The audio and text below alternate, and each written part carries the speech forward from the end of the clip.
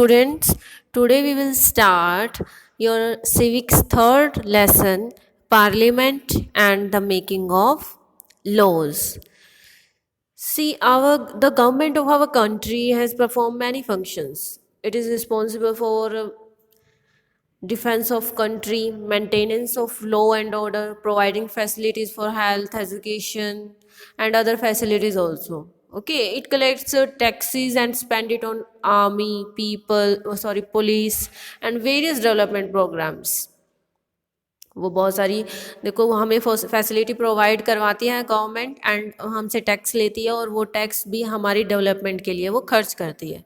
तो ये सब कुछ मैनेज करने के लिए उसको एक मैनेजमेंट हो, एक गवर्नमेंट अलग से एक ऑर्गेनाइजेशन बनाई हुई होगी।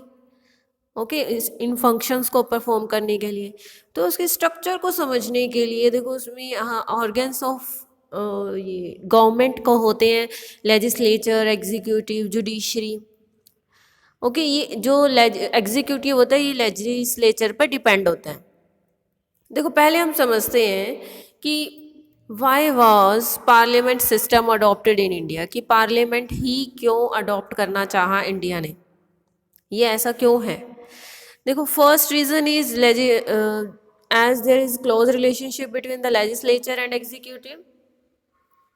लेजिस्लेचर और एग्जीक्यूटिव में क्लोज रिलेशनशिप है क्योंकि एक दूसरे के ऊपर डिपेंड है। जब तक लेजिस्लेचर लॉ नहीं बनाएगा तब वो एग्जीक्यूटिव एग्जीक्यूट कैसे करेगा। Okay so there are very little chances of conflict between them. Okay this bring efficiency in administration. अभी एडमिनिस्ट्रेशन को बहुत अच्छा सपोर्ट प्रोवाइड करता है, तभी इंडिया ने ये पार्लियामेंट सिस्टम को अडॉप्ट किया हुआ है। सेकेंड इज जो अपोजिशन में कैबिनेट मिनिस्टर्स होते हैं वो चेक करते रहते हैं काम को। ओके जो करंट प्रोसेशन में गवर्नमेंट है उसके अपोजिट जो पार्टी है वो कैबिनेट के मिनिस्टर्स को चेक करते रहते हैं कि वो काम कैसा कर रहे हैं, उनकी क्रिटिसिज्म करने के लिए कि जहाँ उन्होंने एक गलती की नहीं उनको गलती को पकड़ते रहते हैं कि ये गलती की इस पार्टी के अंडर इस मिनिस्टर ने। ओके सो गलतियाँ बहुत कम होने लग जाती हैं और वो अपना अच्छे से काम करते हैं। Third reason is that is more flexible. The parliament form of government is considered more flexible and elastic than the presidential form of government. अब ये फ्लेक्सिबल होते हैं, चेंज कर सकते हैं अपने अकॉर्डिंग, इसका टाइमिंग भी देखो it does not have any fix tenure, it can be change according to the circumstances. अपने अकॉर्डिंग हम चेंज कर सकते हैं। पार्लियामेंट के मिनिस्टर्स अपने अकॉर्डिंग इनके रूल्स को या इनकी पोजीशन को चेंज करते रहते हैं। हमें अभी पढ़ेंगे कि चेंज भी बहुत सारे आए हैं, चेंज ला के हमने डेवलपमेंट प्रोग्रेस की सोची है कि ऐसे हो सकता है, अगर हम इस लॉ को ऐसे चेंज कर लें तो प्रोग्रेशन में ला सकते हैं हम हमारी कंट्री को। ओके नेक्स्ट देखो ऑर्गन्स ऑफ गवर्नमेंट। गवर्नमेंट के 3 ऑर्गन्स हैं, legislative, executive and judiciary. Okay legislative को आगे डिवाइड देखो दो फेडरल सिस्टम है हमारी कंट्री में, सो पावर को डिवाइड कर देते हैं 2 हिस्सों में, सेंटर एंड स्टेट गवर्नमेंट। अब जो सेंटर के अंडर आती है पार्लियामेंट, पार्लियामेंट के अंडर आते हैं राज्यसभा एंड लोकसभा। ओके अब जो लोकसभा में मेंबर्स हैं मैक्सिमम मेंबर 552, मैक्सिमम मेंबर्स इसके कितने हो सकते हैं 552, लेकिन करंट एग्जीक्यूशन में है 545 मेंबर्स। एंड 545 को अगर हम आज देखें तो ये कैसे डिवाइड हुआ है, 530 स्टेट के मेंबर्स हैं, 20 इसमें यूनियन टेरिटरी के मेंबर्स हैं and 2 Anglo Indian appointed by president के थ्रू 2 एंग्लो इंडियंस इसमें चुने जाते हैं, जो प्रेसिडेंट लोकसभा का उनको मेंबर बनाता है, जिनकी कंट्री में परफॉर्मेंस अच्छी होती है, उनको रिस्पेक्ट देने के लिए उनको मेंबर बना दिया जाता है। अब देखो यूनियन टेरिटरी के 20 हैं और स्टेट के 530 हैं। ओके अब जिसकी मैक्सिमम मेजॉरिटी होती है वोटिंग में उसी की गवर्नमेंट बन जाती है लोकसभा में। ओके नेक्स्ट हम देखते हैं राज्यसभा में। राज्यसभा में देखो मैक्सिमम मेंबर्स हो सकते हैं 250 और करंट अभी एग्जीक्यूशन में चल रही हैं 245।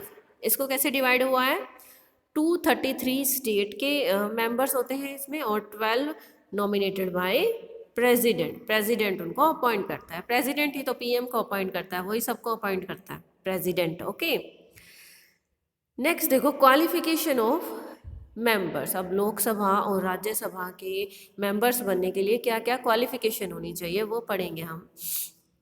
देखो, ही should be a citizen of India. Firstly तो वो इंडिया का सिटीजनशिप होना चाहिए, उसके पास होनी चाहिए citizenship. Second is he should be at least 25 years of age in the Lok Sabha and 30 year for Rajya Sabha. Rajya Sabha के लिए कितनी एज फिक्स है? 30, एंड लोकसभा के लिए कितनी एज है? 25 years. Third is he should not be holding any office of profit under the government. वो किसी भी गवर्नमेंट के अंडर अपने ऑफिस को या प्रॉफिट को होल्ड करके नहीं रख सकता, या वो गवर्नमेंट के अंडर किसी जॉब में नहीं होना चाहिए। गवर्नमेंट से उसको प्रॉफिट नहीं मिल रहा है, क्योंकि वो खुद ही अपनी गवर्नमेंट बनाने के लिए नॉमिनेट कर रहा है, उसमें हो रहा है लोकसभा और राज्यसभा में, है ना। तो उसका ऑलरेडी बहुत काम होता है, और उसके बावजूद उसका अलग से कोई काम है तो वो नहीं चलेगा गवर्नमेंट के under. Fourth is he should not be a proclaimed offender और ऑफ अनसाउंड माइंड। ऑब्वियस बात है कि अगर कोई मेंटल होगा, किसी का दिमाग ठीक नहीं होगा, मेंटली जो ठीक नहीं होगा, वो ये मेंबरशिप नहीं ले सकता है। Fifth is he should have his name in the electoral roll in any part of the country. किसी भी स्टेट का हो वो पर्सन, और उसका नाम इलेक्टोरल रोल में होना चाहिए, मीन्स वोटर लिस्ट में उसका नाम होना ही चाहिए। तो these are the qualification. Next is power and functions of parliament. Parliament के फंक्शंस तो बहुत सारे हैं, पावर्स हैं बहुत, तभी वो इतने फंक्शन कर पाती है। First is legislative powers. The parliament has wide powers. देखो, यूनियन लिस्ट, कंकरेंट लिस्ट में जितने काम होते हैं वही परफॉर्म करती है। इसके अलावा जो कॉन्फ्लिक्ट्स होते हैं between parliament and a state legislature, the law made by parliament will prevail. ठीक है, स्टेट और सेंटर में जो कॉन्फ्लिक्ट होते हैं, तो वो क्या माना जाता है? सेंटर का पावर माना जाता है लास्ट डिसीजन। ओके, और जो कॉन्स्टिट्यूशन के अलावा जो पावर्स होती हैं वो भी पार्लियामेंट के पास होती हैं, कि अगर वो ये सोच रही है कि पार्लियामेंट की किसी ऐसे लॉ की ज़रूरत है जो कंट्री के लिए बेनिफिशियल होगा या वो उसकी नीड है, तो वो पावर भी वो यूज़ कर सकती है और न्यू लॉ क्रिएट कर सकती है। That is called residuary powers, उसको बोलेंगे residuary powers. Second is financial powers. Financial power में देखो, जो भी हमारा बजट बनता है वो भी पार्लियामेंट के थ्रू पास होता है। कोई भी टैक्स अगर पार्लियामेंट पास नहीं करती है तो वो नहीं लगाया जा सकता, और government can't spend any money without getting parliament sanction for it.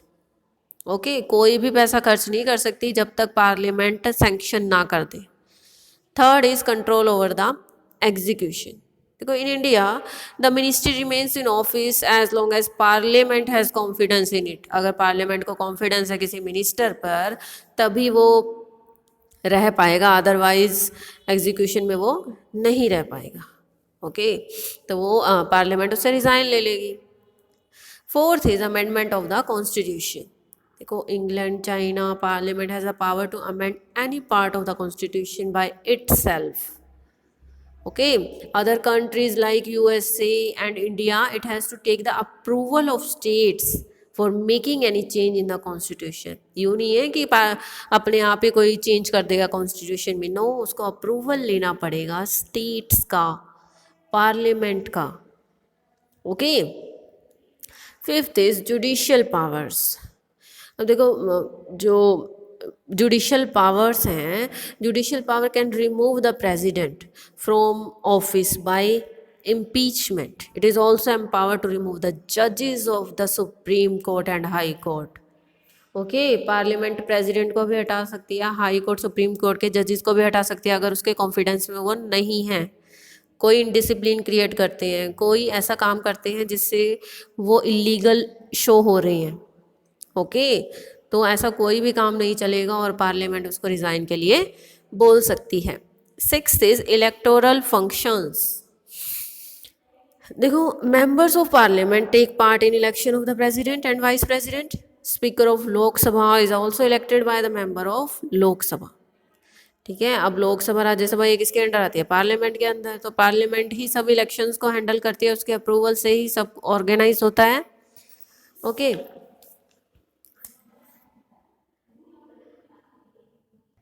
Next is mutual relation between Lok Sabha and Rajya Sabha. Which of the two houses of parliament is more powerful?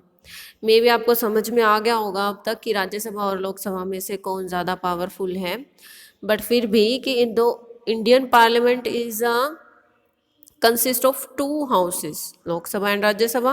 Lok Sabha is called House of the People and Rajya Sabha is called Council of States. The Constitution give more power to the directly elected house, that is House of the People, यानी लोकसभा. लोकसभा ज़्यादा powerful है council of state यानी राज्यसभा से. This is clear from the following 4 points. First is passing of ordering laws. देखो, जो ordering bills होते हैं जितने भी हाउस इंट्रोड्यूस होते हैं must be passed by both the houses before it is send to the approval of the president. President को तो बस साइन ही करने होते हैं. अप्रूवल कौन देता है? पार्लियामेंट ही देती है. यानी अगर लोकसभा ने पास कर दिया है बिल तो राज्यसभा उसको मना नहीं कर सकती है, वो पास होगा ही bill. Okay. Second is passing of money bill. जितने भी बजट तैयार होता है हमारा, मनी बिल्स होते हैं, जो भी खर्चा होता है सब किसके थ्रू होता है? फाइनेंशियल मैटर्स जितने भी होते हैं सब राज्यसभा और लोकसभा से होकर जाते हैं. तो वही बात है, अगर लोकसभा अप्रूव कर देती है तो राज्यसभा उसको रिजेक्ट नहीं कर सकती है. Third is control over the execution. जितने भी मिनिस्टर्स होते हैं, council of ministers, cabinet minister, minister of state, deputy ministers, इनको सब कंट्रोल कौन करता है? राज्यसभा एंड लोकसभा.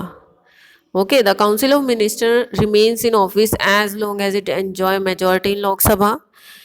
लोकसभा को कॉन्फिडेंस में रखना होता है अगर काउंसिल ऑफ मिनिस्टर ने काम करना है अपना जितना भी. अगर लोकसभा को लगता है कि वो काम नहीं कर रहे हैं तो वो उनसे रिज़ाइन ले लेती है. Okay. Fourth is special power of Rajya Sabha.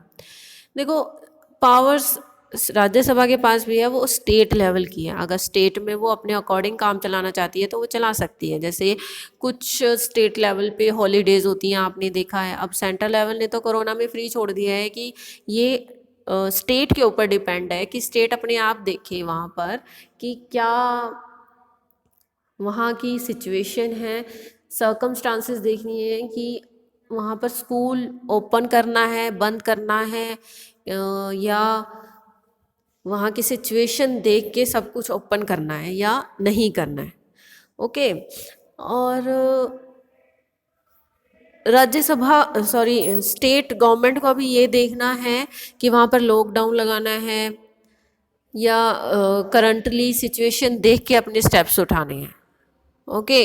तो क्योंकि अब स्टेट लेवल के ऊपर जो सेंटर लेवल है उन्होंने उनको फ्री छोड़ दिया है. ओके.